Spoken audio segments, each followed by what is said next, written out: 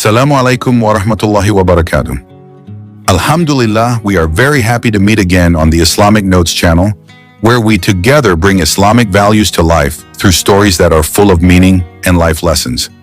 Every story we present is not just entertainment, but also a reminder that in every test there is a hidden blessing.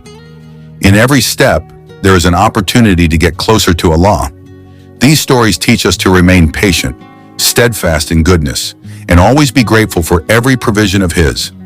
Don't forget to subscribe and activate the notification bell so you don't miss the stories full of wisdom that we present regularly.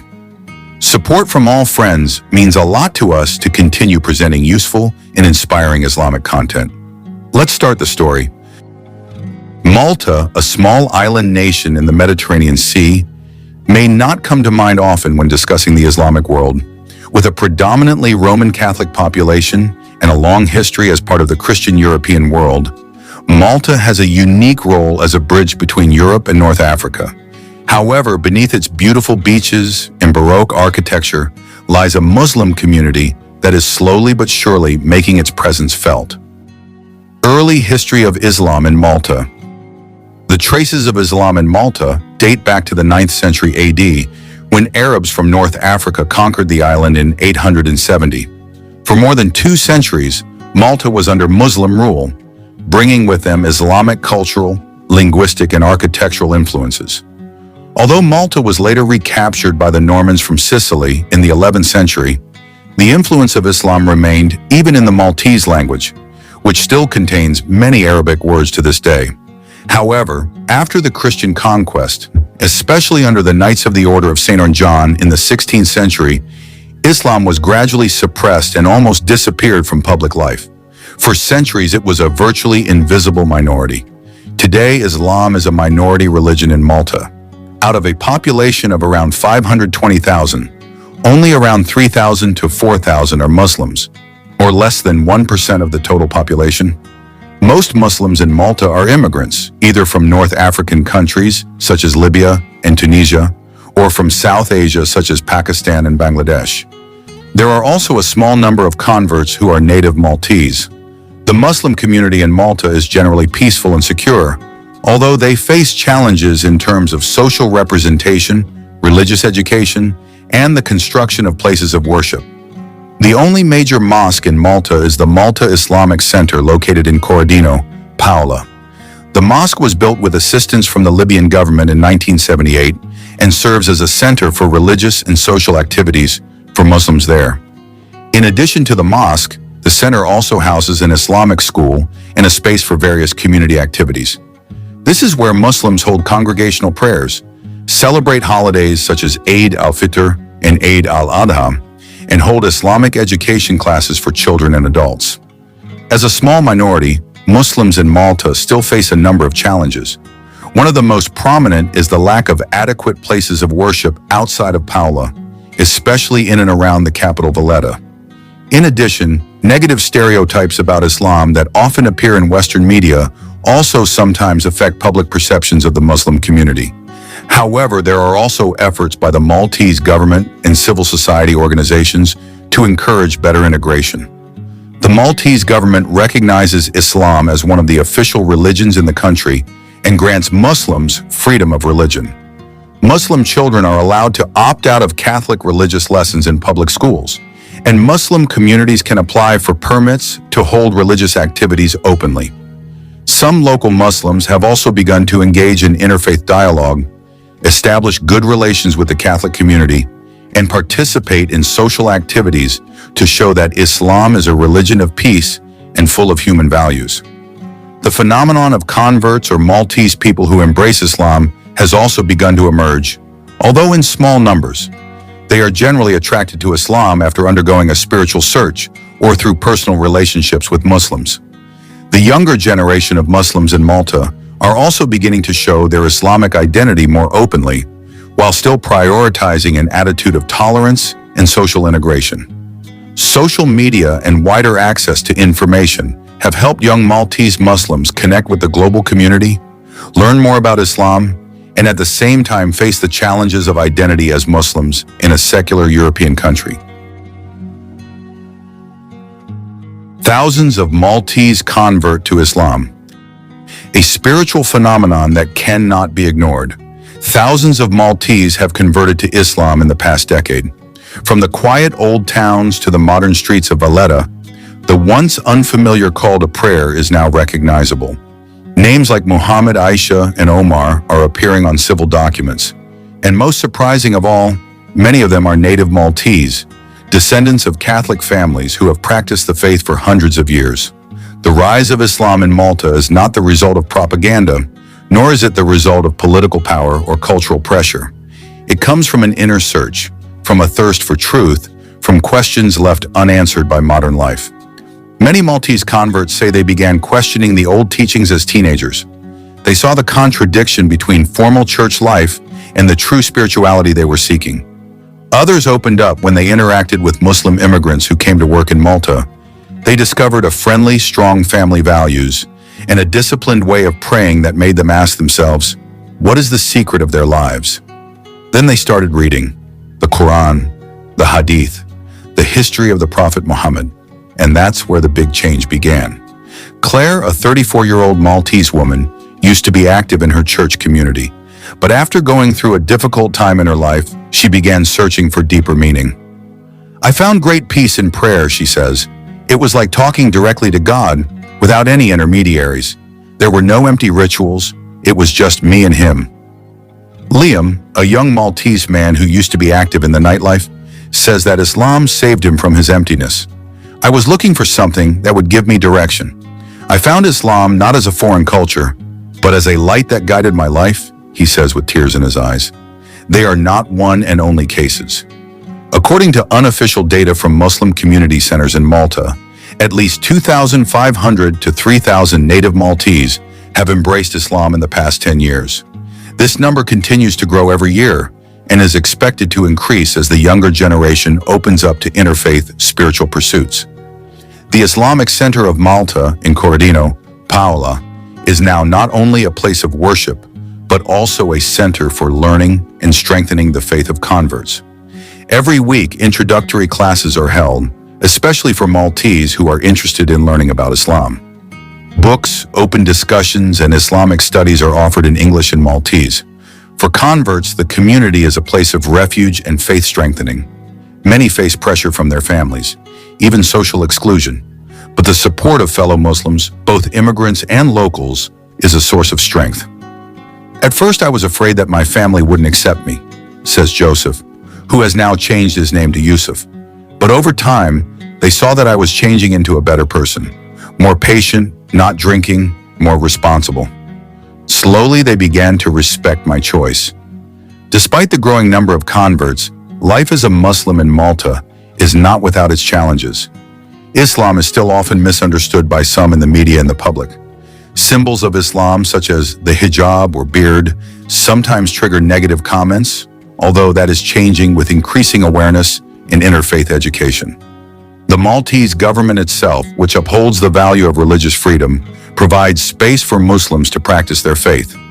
Although there are not many mosques yet, several small prayer rooms have begun to appear in various regions in response to the growth of the community.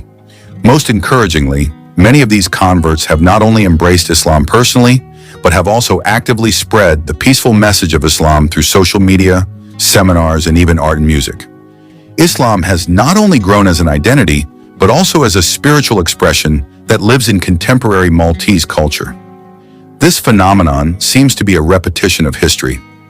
In the 9th to 11th centuries, Malta was under Muslim rule, and that legacy is still preserved in the local language and culture. Maltese words derived from Arabic, ancient architectural patterns, and even place names show that Islam once lived in this land. Now, after 1,000 years, Islam has not returned by the sword, but by the heart. It did not come through conquest, but through seeking. It did not bring power, but peace. And thousands of Maltese are witnesses to that truth. Muslim life in Malta.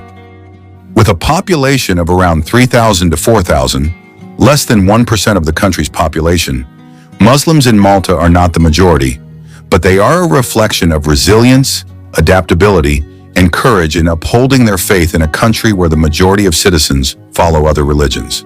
The Muslim community in Malta is very diverse. Most are immigrants, especially from Libya, Tunisia, Egypt, Pakistan, Bangladesh, Somalia, and Nigeria, who came to work, do business, or flee conflict in their home countries. In addition, there are also a number of local Maltese who have converted to Islam, converts, a number that continues to increase every year. Amid this diversity, they are united in their common faith, supporting each other in a small community full of solidarity. The center of Muslim life in Malta is the Malta Islamic Center, located in the Corradino area of Paola. Built in 1978 with assistance from the Libyan government, it remains the only major mosque in Malta to this day. Here, Muslims gather for Friday prayers, Eid al-Fitr and Eid al-Adha prayers, and hold religious studies and education activities.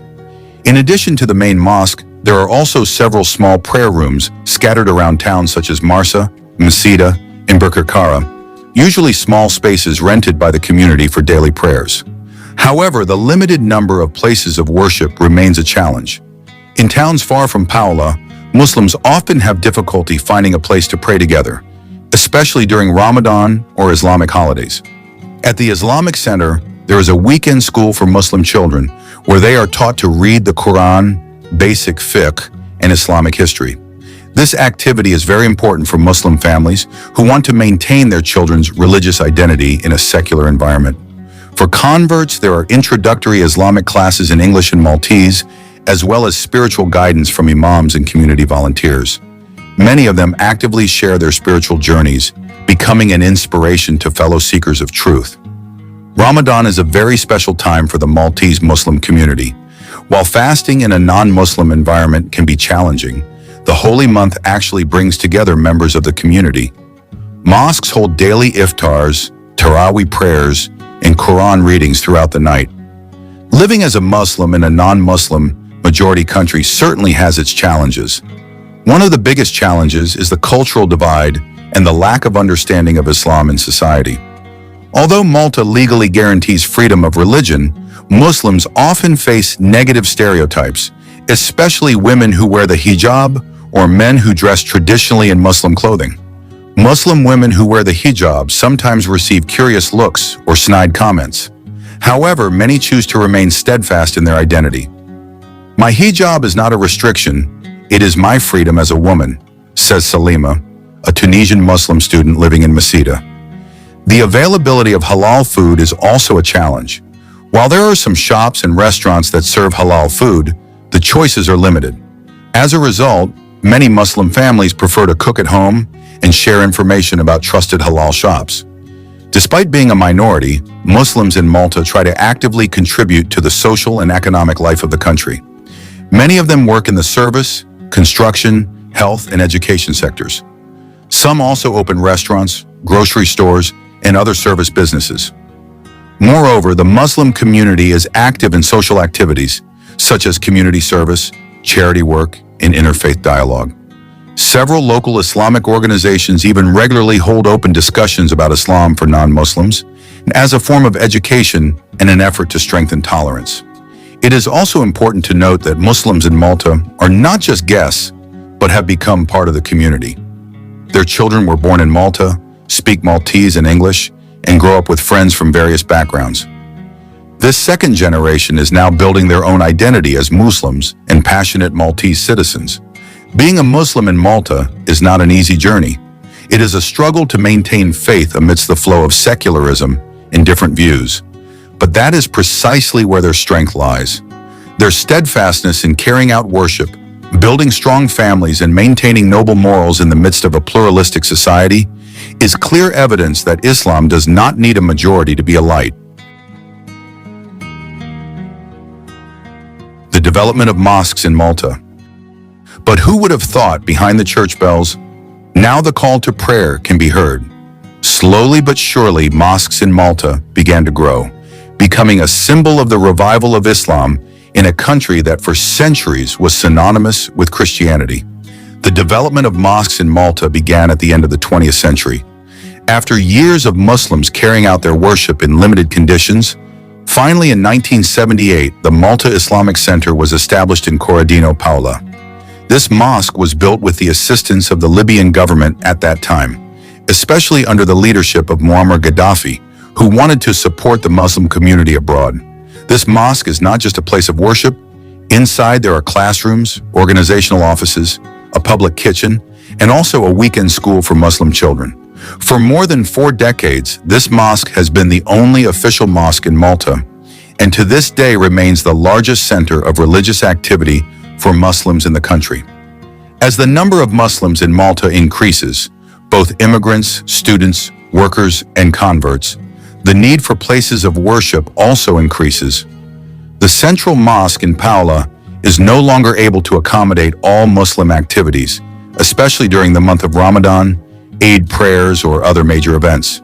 Therefore, an initiative emerged from the local Muslim community to establish small prayer rooms in various areas, such as in Marsa, Masida, Birkirkara, and Gezira. These prayer rooms are usually shop houses or apartments that have been transformed into places of worship. Although simple, their existence is vital in bringing places of worship closer to Muslims who live far from the main mosque. However, these prayer rooms are semi-official. Many of them are not registered as legal places of worship, and their permits are limited. Some have faced pressure from their surroundings, although most have been able to operate because they maintain good relations with the local community. Establishing a mosque in Malta is not an easy matter. As a country with a Catholic majority and a small land area, Malta is very strict in terms of spatial planning and permits. The process of building a mosque requires approval from various parties, including local governments and local residents. Rejection of the establishment of a mosque often arises not because of legal reasons, but because of fear or ignorance of the community towards Islam. There are concerns that the mosque will become a center of radicalism or change the cultural identity of Malta, which has long been deeply rooted in Catholicism. Nevertheless, Muslims continue to approach it peacefully. They prioritize interfaith dialogue, open the doors of the mosque to anyone who wants to know Islam, and are actively involved in social activities. This strategy slowly melts the hearts of some Maltese people who were previously skeptical. Mosques in Malta do not only function as places of prayer, they become centers of education, gathering places, and a means of strengthening brotherhood between Muslims. This is where children are taught to read the Quran, converts are guided to learn about Islam, and families meet and share news. Every Ramadan, the main mosque in Paola holds a free iftar together. People from various countries gather, eat their respective specialties while sharing stories about their struggles in a foreign land. Moments like this strengthen Islamic brotherhood and foster a sense of brotherhood across nations. The mosque also becomes a place of consultation, especially for converts who need guidance in living their new life as Muslims. The imam and mosque administrators become mediators, listeners, and spiritual guides that are much needed. Currently, the Maltese Muslim community continues to push for the construction of a second official mosque in Malta, especially in the densely populated northern region of the island. Several organizations have submitted proposals to build a mosque equipped with a community center, library, and study space open to the public. Their goal is not only to serve Muslims, but also to create a space for open, tolerant, and educational interfaith dialogue. They want to build a mosque that is a bridge between Muslims and non-Muslims, not a dividing wall. The younger generation of Maltese Muslims are also increasingly active in social, educational, and cultural projects that are directly related to the community. They are beginning to appear as law-abiding religious citizens who care about the future of Malta. In this context, the mosque is not only a symbol of worship, but also a symbol of integration and positive social participation.